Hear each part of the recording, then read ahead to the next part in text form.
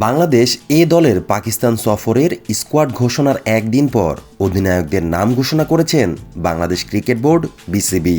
পাকিস্তানে 2টি 4 দিন এবং 3টি একদিনের ম্যাচ খেলবে বাংলাদেশ এ দল। এই সফরে লাল বলের ক্রিকেটে দলকে নেতৃত্ব দেবেন এনামুল হক বিজয়, আর সাদা বলের 3 ম্যাচে অধিনায়কত্ব করবেন তাওহিদ হৃদয়।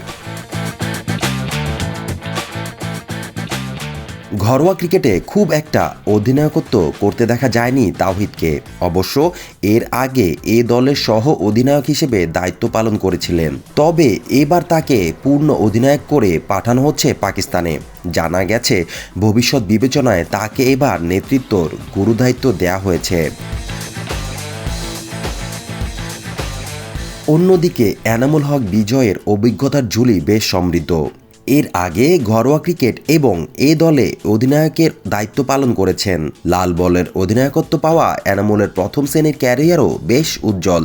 117 ম্যাচে 23 সেঞ্চুরি সহ 44.18 গড়ে 8,174 রান এসেছে তার ব্যাটে।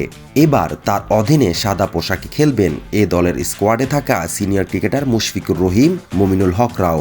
এ দলের এই সফরে টেস্ট দলের অন্য ক্রিকেটারদের মধ্যে রয়েছে মাহমুদুল হাসান জয়, জাকির হাসান, সাদাত হোসেন, নাইম হাসান ও হাসান মাহমুদ। আগামী 21 আগস্ট শুরু হতে যাওয়া পাকিস্তানের বিপক্ষে 2 টেস্ট সিরিজ আইসিসি টেস্ট চ্যাম্পিয়নশিপের অংশ। সেই সিরিজের আগে এ দলের এই সফর প্রস্তুতির বড় সুযোগ।